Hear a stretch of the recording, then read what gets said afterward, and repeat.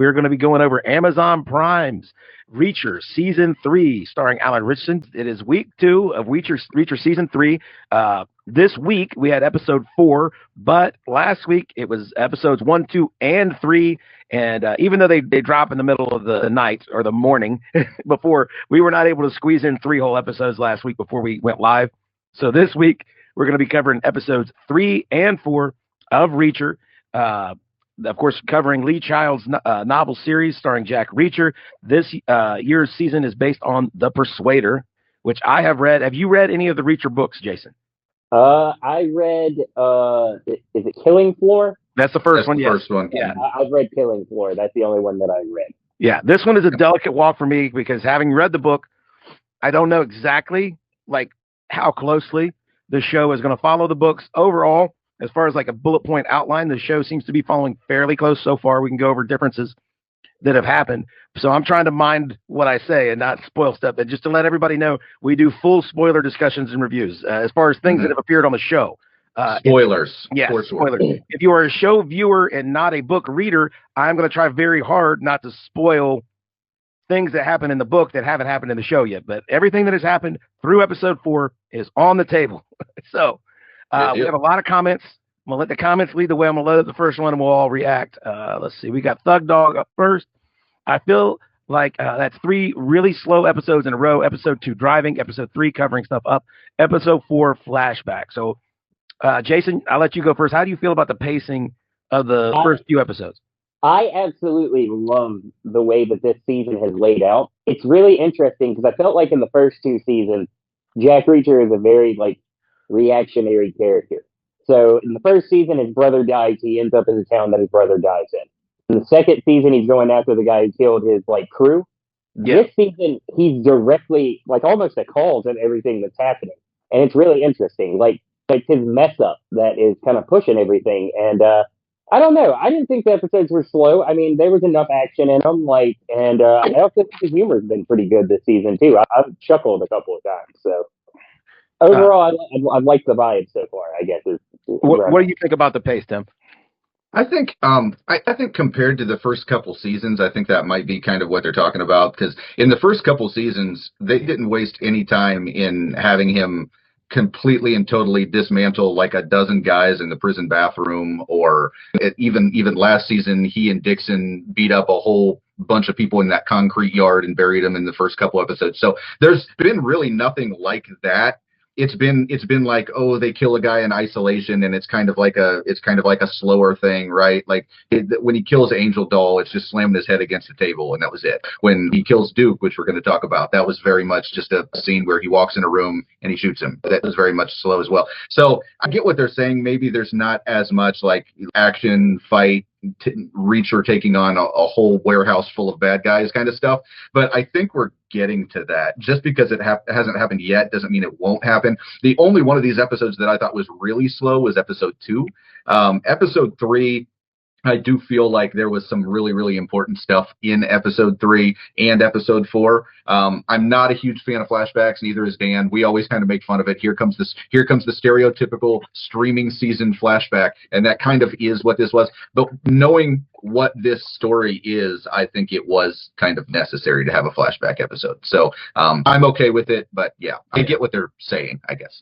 I will say, in season 2, they found some interesting ways to inject some early action. Like the whole sequence from the trailer in season 2 with the ATM and guy, and he goes and he gets the guy that's carjacking and stuff. That was a total creation. It was not in the book. Not in the book. The season is based on. I don't know if it's in any of the books, but that was a really tense action sequence that was just kind of introducing you to Reacher for the season. And so they were able to get that in there. I will tell you that in difference to the book, they are trying to find ways to insert action and fights, because the book is a very slow burn, and it works in novels because you can have psychological drama, when you don't have physical drama.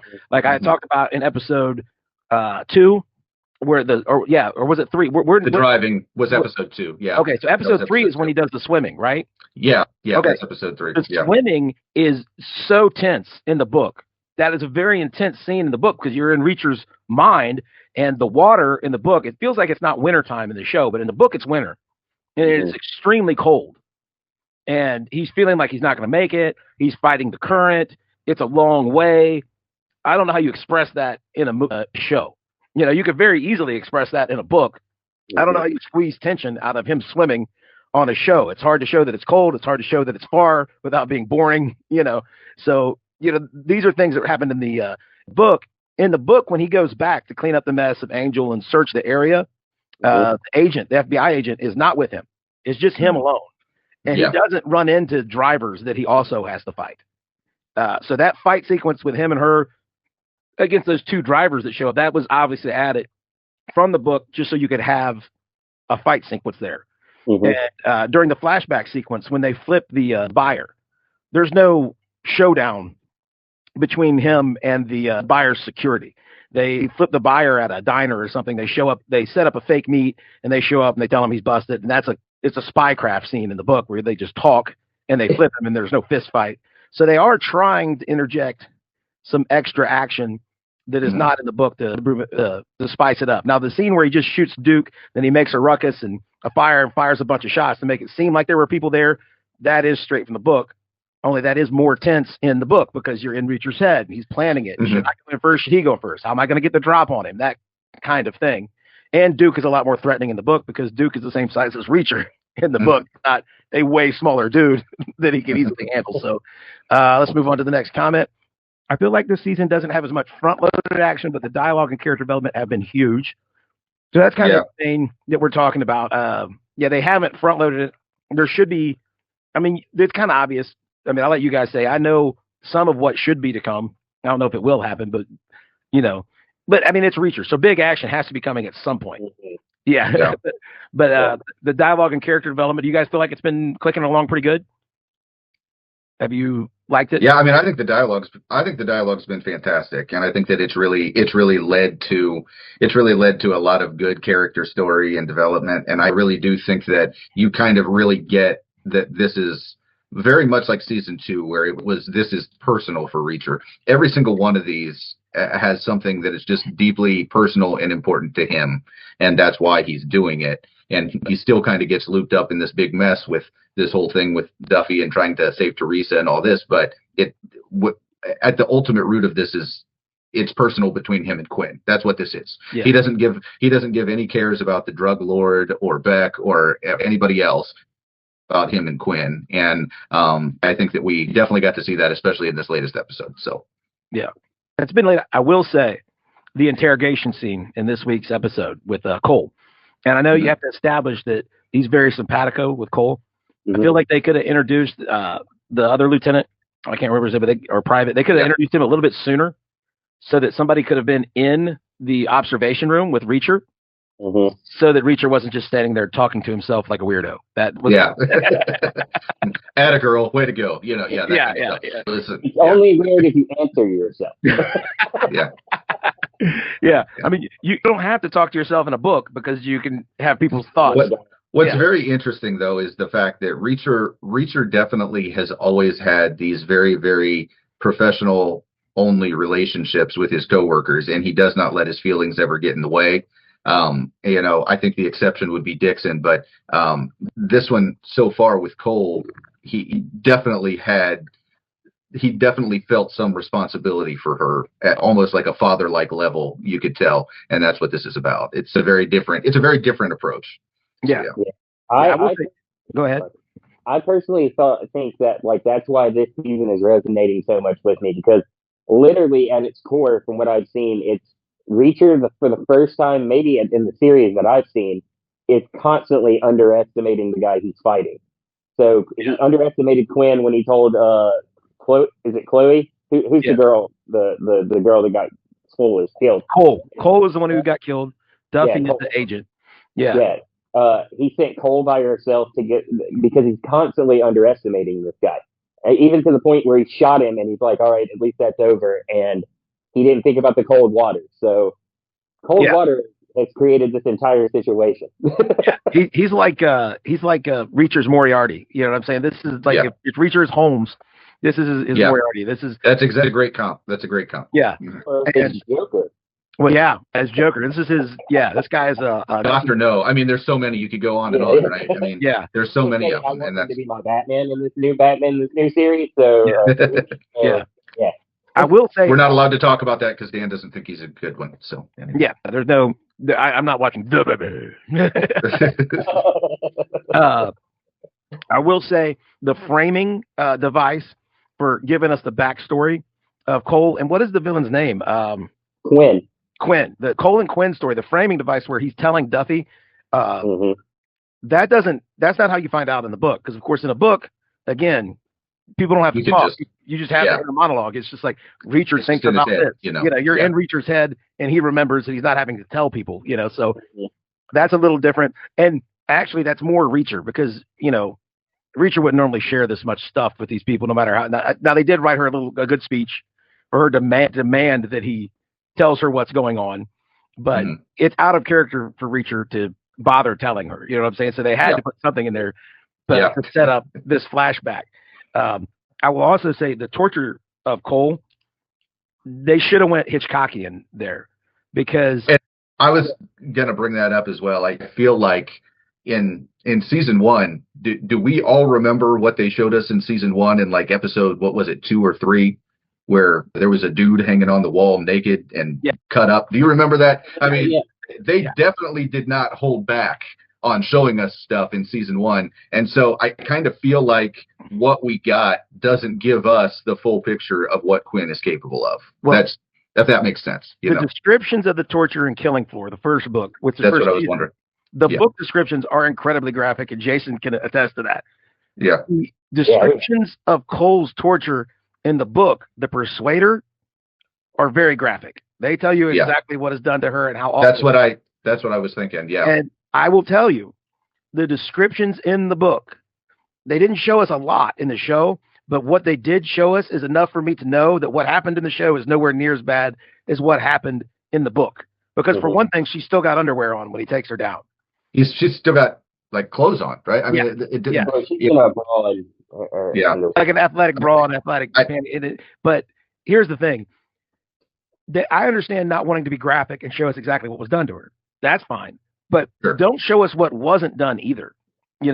Let the people who've read the book fill in with what they read in the book, and let the people who haven't read the book, because that's what Hitchcock does. You don't have to show, right? Yeah. Reacher can tell. Reacher can tell. I mean, when he was telling Duffy, and that's part of the issue that I had with this particular episode is given what I've seen, Reacher has seen worse than that already in the previous 2 seasons. So why is Quinn that bad? You know what I mean? That's kind of, from someone who's coming at it from just the show perspective, that's the way I saw it. So and I was going to ask you about the description because I figured it was pretty graphic. Yeah, they should have shown you nothing, because it's like Hitchcock. No. What you imagine always be worse than anything that they could show you. Or even describe. If they just leave it totally to your imagination, like and there's a show that I used to watch on CBS years ago. It was called The Mentalist. I don't know if you guys remember that show, but one of the very first episodes of that show, they did that. Okay, where basically him just opening the door was supposed to just reveal how awful it was. You didn't get to see it. You didn't get to see anything. All you saw was him opening the door. Yeah. And I think that's probably where they should have left it with Reacher. I'm with you, Dan. Like, don't show any of it so that the imagination can run right back. I think they tried to be strategic that way. It just didn't land like they wanted to, I don't think. For me personally, I think it's the weight of the fact that he's the one who sent her to Quinn. Yeah. That to me, because I hadn't read the book, so I mean, I didn't know how graphic the book got, but just from the fact of that I sent her to this monster, and this is my fault, which is a kind of interesting. I didn't see that in the other 2 seasons, where it's directly because of him. And it is established in the show, but it goes by pretty quickly, so it would be easy to miss. This case with Quinn and Cole is very early in Reacher's military career. This is previous to him setting up the special investigators and having that whole team. Cole is one of the first people ever placed under his direct command. He's recently promoted. This is like one of the first people that reports to him ever. So I really like that actress too. I don't know her name, but my wife was. She did a fantastic job. Yeah. I mean, Miss trying to please a student front row, brown noser. I mean, she was right there saying, sir, all that. She nailed everything. She did a great job. So, yeah. She showed the intelligence and the competence that would impress somebody like Reacher. That thing was very much on the surface. So, and how you never have to repeat anything and how all of that, it was all very, very quick right there. I appreciated what she did in this episode, and it's a shame we're not going to get to see her others than this. She's very charming.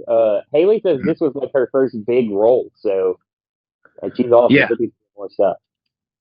Okay, Barry Allen is slow. I feel like someone as organized as Beck would check the storage containers for bodies. Now, anybody who's at one hand, that's maybe, but then on the other hand, if you've been to a shipping yard, there are like hundreds of them. Hundreds. Right? And many of them are just derelict, and they've been there like for who knows how long. And Reacher did specifically pick one that looked like it was in the weeds, not doing anything. So, I don't know. I don't think they put it in a storage container in the book. It's been a while. I think he puts him in the trunk and drives the car to long-term parking at an airport or something and leaves it, which is, that's what you should, now if you're going to kill somebody, folks. Thing to do. We're definitely not going to get YouTube pushed by giving this kind of advice. Yeah, but, hey, when you're reading those books, long-term parking is a great solution if you want things to disappear. I'll just say that. I do feel like the storage container thing. It was a little, it was a little convenient. Hey, but I do think that sooner or later, wouldn't you think that somebody would say, hey, the last assignment we sent Angel Doll on was here. And the last time anybody saw Angel Doll was here, and maybe we should go here since there's a bunch of storage containers. I don't know, but I understand what they're saying. But it is a TV show. Probably another opportunity where they should have established. It seems like fall in this show. Everybody's wearing jackets or shirts. It might be fall, it might be spring. It should be the wintertime. Because if it's warm outside, that body's going to start to stink. But if they would establish that it was cold outside, then that would help. He didn't put him in any cold water. Yeah, he wasn't. He's learned not to let those bodies be cold, even though he was broken in 3 ways and stuffed under a desk. You never know, man. Yeah, you don't want to shock him with any of that cold. John Stoddard's Nothing says, Duffy saying she would go to prison to ensure Teresa is found was telling. Lots of guilt there. Yeah. Let me point something out and see what you guys think about the difference here. In the book, I don't remember if the girl he's after, I don't remember if the name is Teresa or not. But the girl that Duffy is trying to save in the book is not a CI. Mm-hmm. She's an undercover agent. She's an agent on her team. She is another drug enforcement agent, not some girl that she threatened with prison. What do you think about because in the book, there's a parallel in that Teresa, it might have been Teresa in the book too. There's a parallel in that Teresa is someone under Duffy's command, the same way Cole was under the command of Reacher, like a direct report. Mm-hmm. Whereas like they added a whole other layer of parallel. Now she kind of parallels with Quinn in that she's coercing people to do things. So I don't know. Yeah. What do you guys feel about that difference? Like the decision to change it from being an agent to a CI. What do you think? Yeah, I mean, it's not a big enough difference that I think it's going to matter. I think they kind of did it just so that it wasn't too parallel. Almost, I almost think that was the reason for the change. I also think that there's also a lot of differences in the lives of agents and the lives of CIs that maybe would make things a little bit more convenient for a missing person, right? For a CI, they typically are, loners. Their family has disowned them. There's a lot of that kind of stuff where if they go missing, maybe it's a little more realistic than an agent that hasn't checked in a while. So I don't know. There's a lot of different things about it. I'm not really sure that it makes much of a difference. I'm sure that they're going to get to the same kind of a point, but I think probably where it gets a little difficult is wondering why she cares so deeply about this CI versus someone that would have been under her command, like you were mentioning, Dan. That would probably be the only thing, but yeah. Well, I think just straight guilt. I mean, that's interesting that she was so driven on a point that she didn't care what she had to do to get to where she wanted to get to. Yeah. I found that very interesting, where she's a very interesting, even though maybe this is a hot take, her accent absolutely makes me want to run my head through a meat grinder. Well, and she's British. I didn't know this until after last week's episodes when we were filming. Yeah. She's British and she's doing that Boston accent. I think that's kind of funny, actually. So yeah. A lot of the times when they have Brits or Aussies or a French Canadian or something, and you have somebody with an accent and they're trying to play American, they give them a Southern accent or a Boston accent or a Northeast, like Minnesota type accent.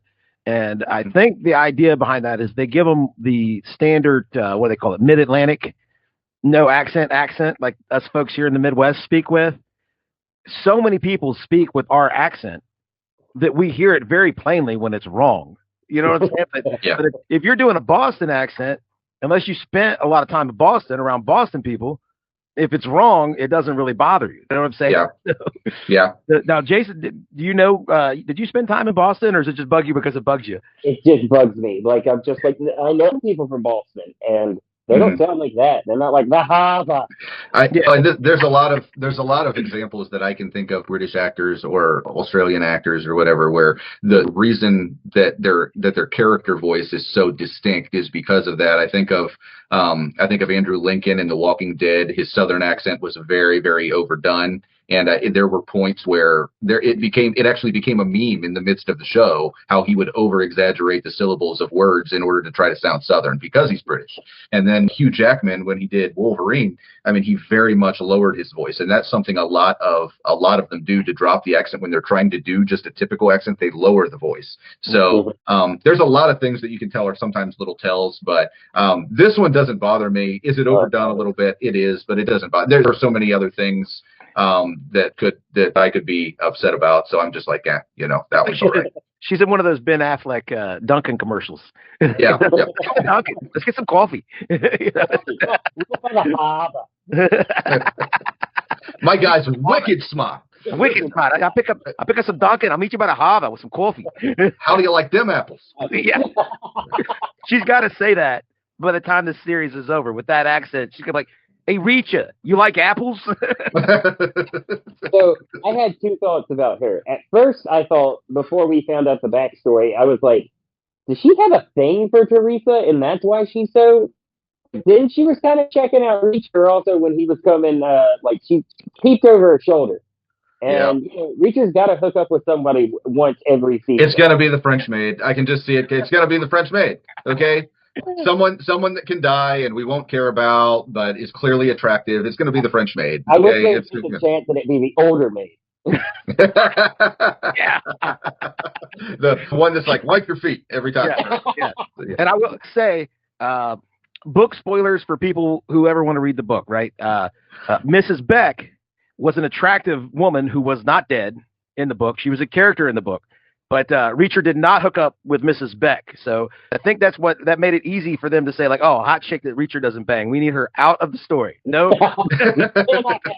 Completely. Get out of here. Right. Wait, this hot spouse doesn't kick her husband to the curb and just jump on Reacher? No, she can't be in the show.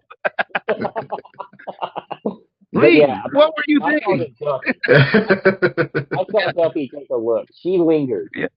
She had a story meeting. They were like, Lee, why doesn't the wife sleep with Reacher? What's going on? What's wrong with you, man? Put her up under the ground. Yeah. Thug Dog says, does anyone think Reacher is unnecessarily in his underwear a lot?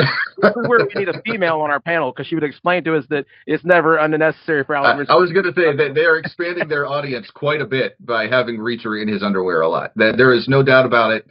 Where a male-dominated audience all of a sudden has become a male and female audience because they constantly show the physique of Alan Ritchson over. Jonathan May watch this show.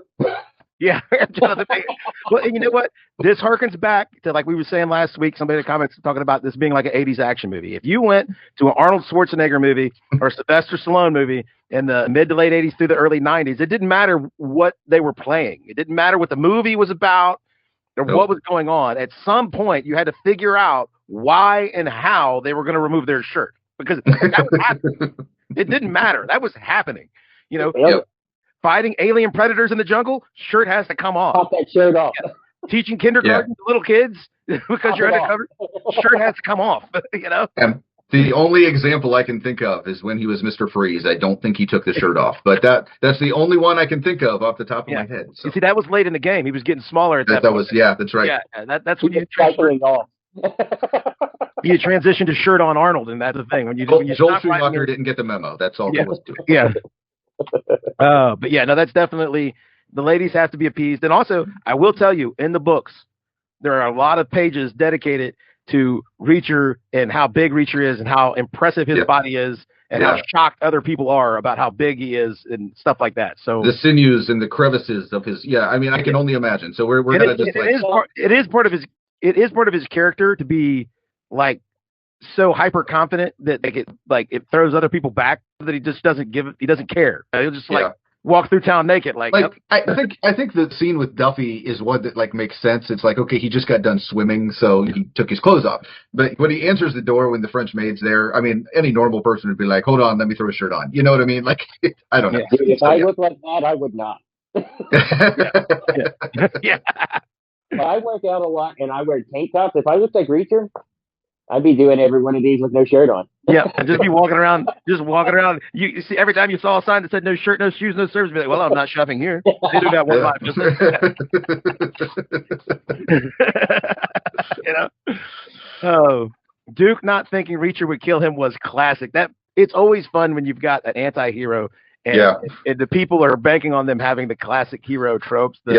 You're a cop. You wouldn't do that. I mean, it's like, dude, if you're gonna call someone if you're gonna do the Marty McFly chicken thing, make sure you got a chicken, okay? You gotta make sure you got a chicken if you're gonna do the Marty McFly chicken thing. But Reacher with a gun to your head alone, what did you think was going to happen? I mean, I don't know. Actually, sir, I'm a vagrant. That's what I'm a modern day hobo. So and when I was a cop, I capped a guy with a 22. Exactly. I mean, this is going to surprise you. It's like Jules in Pulp Fiction. This is going to surprise you, but this isn't the first time this has happened. Okay, I've had several conversations like this, so it was kind of funny. So, and they did. I feel like they did kind of nerf Duke a little bit. I think they could have beefed him up. I think they could have made him a little more intimidating, and I think that scene could have been a little more tense. But you got the bigger guy already. You've got that guy. Yeah. That's the thing. I'm waiting for that. That's going to be awesome. Yeah, I feel like they got Paulie. Paulie was way bigger than Reacher in the book as well. But Duke was similar to Reacher size in the book. So it was two big dudes against Reacher, not just one big dude and a little dude against. So Reacher, the deck was stacked more against him in the book, I feel like. Because but anyway, I Am the Night says, I am still not into it. So many things conveniently moving the plot forward. Lots of predictable things they're setting up. So I don't know what I Am the Night thinks will happen, but what do we think? Now, I know what happens in the book, so I'm going to try to stay away from speculating. I mean, I think the only predictable thing that they've set us up for right now is the bodyguard overpowering the little Doogie Howser agent when that clearly is going to happen at some point, right? I mean, you've got the little Doogie Howser agent, you've got the dude that clearly is, more capable than him, and they're going to be alone at some point in the house. They've already set up that he's probably going to have a way to get out. I feel like that's probably coming in. So that's pretty predictable, but other than that, I can't really see a lot of really super predictable stuff. I don't know what else he's talking about then. So yeah. They are leaving that agent alone with the guy a lot. I don't remember that much in the book. I don't remember. He's asking if he can have a cigarette. Yeah, is that okay? Last episode, he literally popped in for a second and was like, "Hi guys, still with him." Still me and him sitting in his place, I love how she cites him with he's like, "Can you have a cigarette?" She goes, "What'd it say in the manual?" Well, actually, in the manual, we're not supposed to illegally detain someone with no charges for an indeterminate amount of time. So we're kind of off the script here, boss.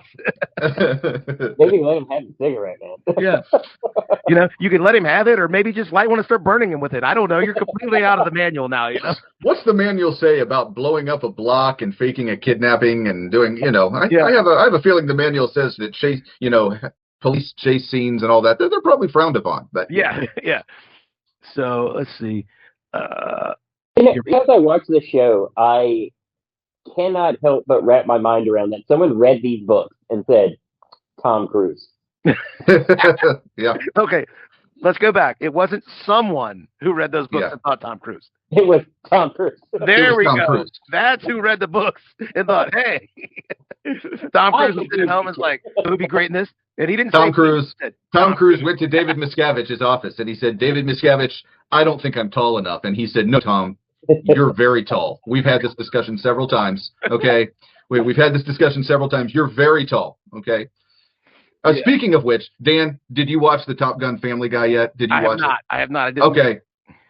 The Tom Cruise height is mentioned at least twice. I think it's maybe more than that, but it's mentioned at least twice, and lots of Scientology jokes. So it's great. Yeah. So anyway, I got the Tom Cruise forever pass for Tom Cruise, not for being Maverick, not for being Mission Impossible, but Les Grossman. So Tom Cruise gets a forever pass for his role in Tropic Thunder. I will mess you up. Yeah, I will mess you. Yeah, that. You don't negotiate with terrorists. Yeah, I've been watching. Like, I don't know, for some reason in my feed it keeps popping up the Les Grossman stuff, and like Tom Cruise told Ben Stiller, like he read the script and he called Ben Stiller. He goes, "I need fat hands." And Ben Stiller's like, "What?" He's like, "I need fat hands," and he's like, "You don't need makeup. You could just play this part." He's like, "No, I need fat hands, and I'm going to hip hop dance." That's funny. So all of that is straight from Tom Cruise. Like he said, That's great. like I saw the interview, he does things because he thinks they might come in handy later. So he's taken hip hop dance with nothing specific in mind. And when he read the script, he's like, "I need fat hands, and I'm going to do the hip hop dancing." So anyway, yeah. Quinn is definitely a scumbag. I do feel like they held back and showing what he had done to Cole. If it had been shown, I think the audience would have had a better idea of what he is capable of. Yeah, we touched on that. I mean, I feel like that's pretty much it. I think that was the big miss of this episode, I think, was showing us basically her being suspended in a very stereotypical spy torture way. I think that is not how I pictured what Quinn had done to her. And honestly, I expected when he opened the door, I was at the gym when I watched this, just so everybody knows. I was expecting to have to shun my phone. Okay. Yeah. I was expecting to have to be like, I don't want everyone to see this kind of thing, you know? Yeah. And the fact that it wasn't like that kind of was a little disappointing because it did kind of nerf the character of Quinn a little bit. It feels that way. So, I feel like you definitely could have just went with the shot of the feet with the blood dripping off the feet. You could have had a shot of Alan Ritchson turning white, like the blood draining from his face and looking utterly devastated. And you didn't have to show us anything else. And then we could have filled in how totally awful it was. Like, don't even show us her hands. We don't need to see her face or top of her head, any other part of her body. We could just imagine horrors. You know? Yeah. I don't know. Do you want to have do you want to have the main thrust of what the book described of what he did?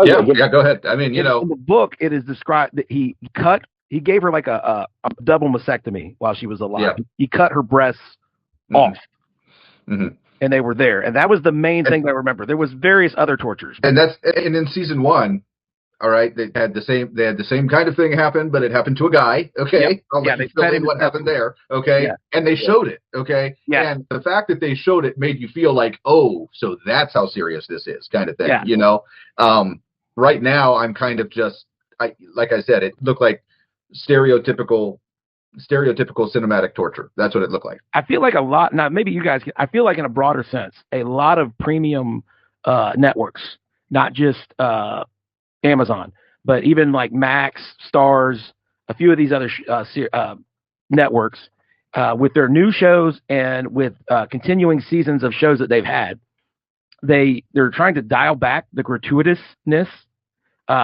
They're taking out nudity in shows that had lots of nudity, like seasons are coming out where there isn't any.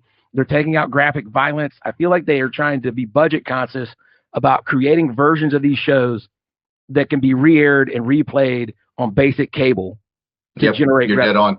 Yeah. You're dead on. You can play seasons 2 and so far season 3 of Reacher on another network somewhere. You could not play season 1 on basic cable anywhere. And that's the thing. I mean, not just the nudity, not just the gratuitous violence that we talked about. The language seemed to have been dialed up in season 1 a little bit more as well. Yeah. To me, I'm with you, Dan. I think that's kind of the end game for this whole thing. Yeah. So, are they cursing in this season? They are. Oh, They are. I mean, okay. they are. They're definitely still. They're definitely still doing R-rated language. There's no doubt about it. But it's not to the level that it was in season 1. I would like to. I would like to see if there's an F counter somewhere. I'll bet there's an F counter. And season 1, I'll bet it's maybe 3-1 for what we've seen from the season. Definitely. So, Yeah, and the thing, R-rated language is it get away with that on basic cable after a certain time now. Like 10 o'clock, you're allowed a certain amount of F words and that kind of stuff. But I definitely have noticed that it's still R-rated, but it's not near as bad as it was in season 1. And so that makes me think that they are trying to probably get it to the point where they could release it later or sell the rights to somebody else later and they could air it or whatever. So and again, my advice is if you're going that route, if you can't show everything, then don't show anything. Just show just enough to let our minds run rampant with horrible things. Leave it to where every horrible thing you can imagine is still on the table, is what I would say. If you don't want to show us horrible things, then let us imagine horrible things and don't let us remove any of those from being a possibility would be, I think, a better move than just because really we don't see the front of her, but when he's taking her down off those hooks, we see her whole back, not close up, but we know that nothing happened to the back of her. And she hasn't been whipped with a whip or something or cut on her back in any way. She hasn't been raped or anything. You can't put that in your head because what do? Rape her and then put her sports bra and panties back on? I don't think that got so. All these horrible horrors that you could imagine are being crossed off the list. Oh, he didn't do this. He didn't do that. He didn't do the other thing. And you could still fill in quite a few things, but and you kind of get a little bit of her face, not like a good look of it, but her head's not, her nose is, you see that it's not bloodied or broken. She had all her toes when we saw her feet. We didn't. I mean, there's a lot of things that could have been done that weren't done from the work of camera angles and other things that we could have seen some worse stuff with what we were given, and we weren't. So I'm with you, Dan. I think they showed a little too much just because now it kind of doesn't make Quinn seem as, to me, he seems like a lesser version of people that Reacher has already gone up against. That's what it seems like so far. Yeah. And in the book, I will say another difference in the book is when Reacher finds Cole. First off, when Reacher finds the house where Cole and the other guy were sent to arrest him, he's alone. He's not doing a raid with a bunch of other guys. It's just him. He gets there sooner. He goes straight to where it was supposed to be in a hurry. But Quinn is not there when Reacher finds that guy. And then when Reacher finds her, Quinn is not there. Reacher has to hunt Quinn down on his own time. On his own time. He does some super cool detective work because he's Reacher and he can find anybody. And he hunts Quinn down a couple years later and kills Quinn in the book. This is how it happens in the book. Quinn gets away and then Reacher hunts him down and tries to kill him, fails to kill him, but shoots him and drops him in the water. So that's another big difference. Big mistake. Cannot cold water. Yep. Yeah, no cold water. And anybody who's shot a 22 before and has shot a critter with a 22 before knows that a lot of critters live after you shoot them with the 22. Okay, it is. I mean, and probably the most famous assassination attempt involving a 22 happened to be the Reagan assassination, and Brady did get shot in the head and lived. So, I mean, there's definitely a plausibility to it when he said that it was a 22 that there wouldn't have been with anything else. If that's a 9mm, there's just no way. Okay. You know what I mean? So I think that's where that anybody who's familiar with guns knew that was a very, very plausible result. Okay. So what are we thinking about what's going forward? Like what's going down with Duffy and her Indian partner with the guys showing up. How do you Villanueva? Is that it? Villanueva, right? Is that his name? I believe that's his name. Yeah, he clearly does not trust Reacher, which I think is a pretty typical thing. There's always one guy that doesn't trust Reacher. Oh, he kills too many people. You know what I mean? Yeah. So there's always one guy, but he's willing to do whatever for Duffy. I think that was a pretty interesting thing. So as soon as she said, "This is what we're doing," he says, "Then that's what we're doing." And I think that's a telling thing. She's clearly, her team loves her, and that's good. So yeah. He's going to God. Like that. He's dead. Yeah, I mean those two guys are about to get the drop on them. So, that's right. Yeah, that's right. They're both going to die.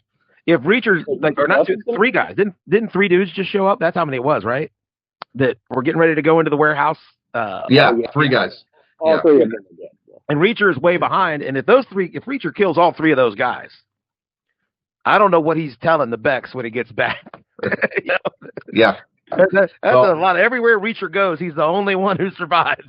Yeah. It's like, this is so weird, man. You were the last one to talk to Angel. You were the last one to talk to Duke. You were the last one to talk to those three guys about the laptop. I mean, you know, there's something not adding up here, buddy. I don't know what's going on. Yeah. You know, it's really funny that, like I said, someone as connected as Beck, you would think that he would do a little bit more homework before he's just like, you're my number 2. Boom. Yeah. You know what I mean?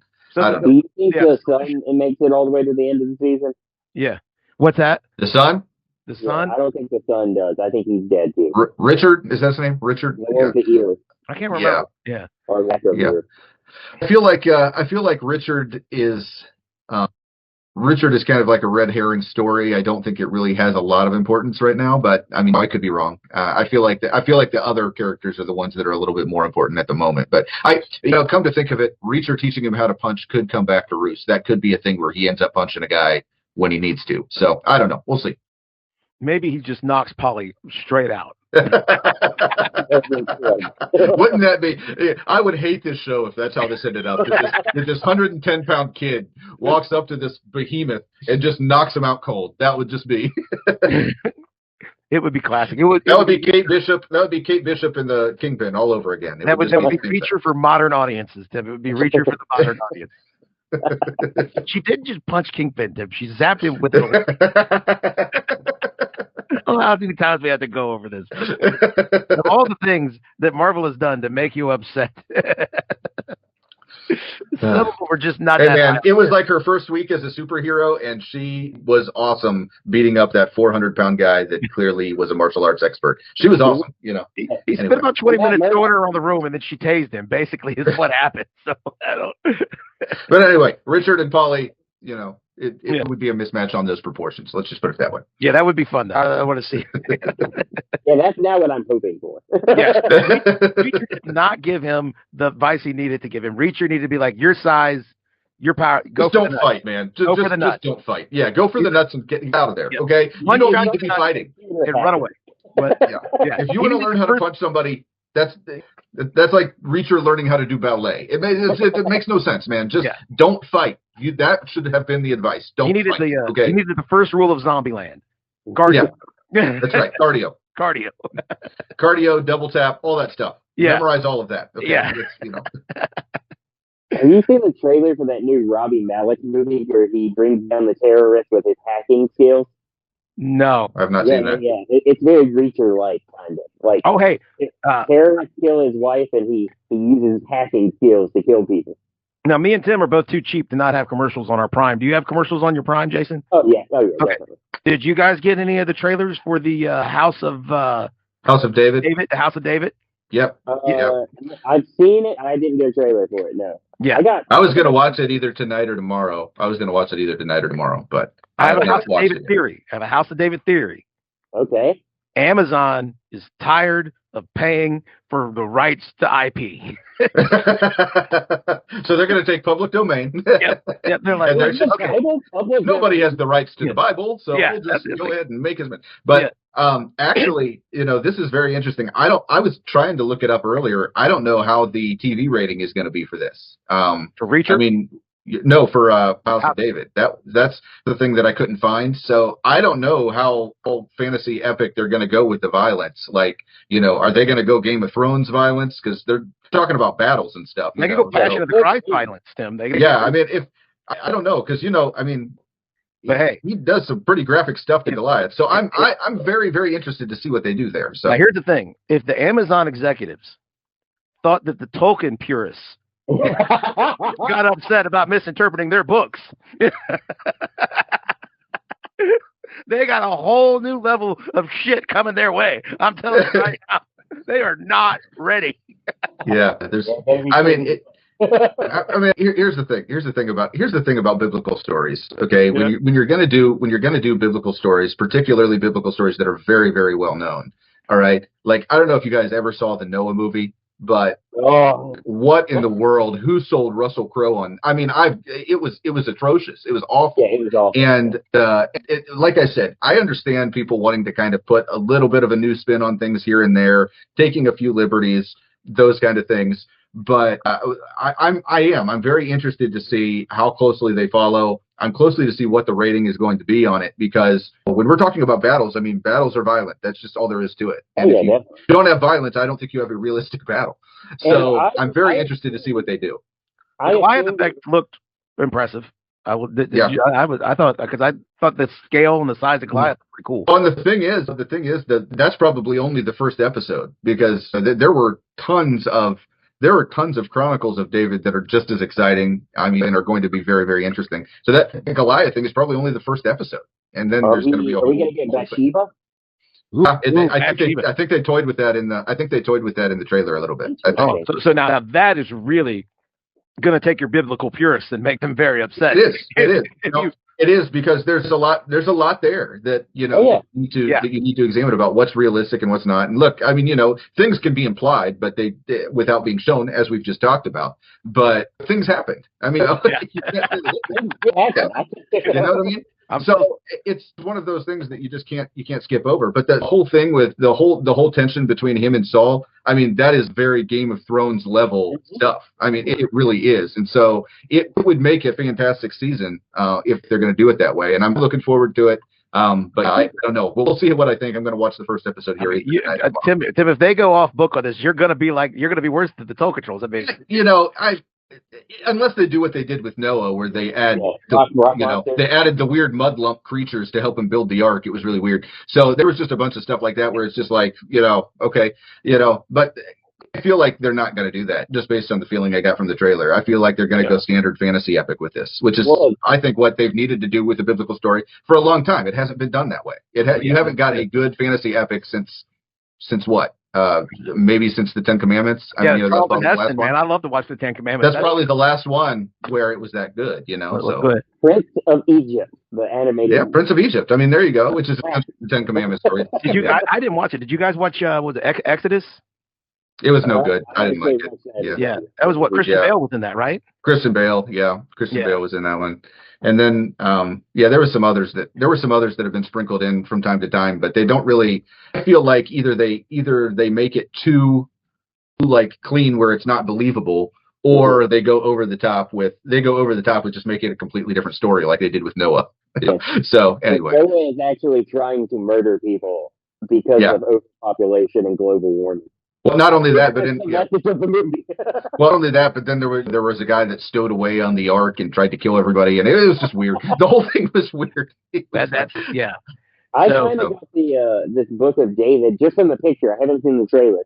It's kind of like, I thought it was like a prequel to the Chosen show. You see that? No, it's not related to the Chosen at all. Yeah, I didn't know, but it kind of looks the same from the picture. So I was like, it looks like a full on.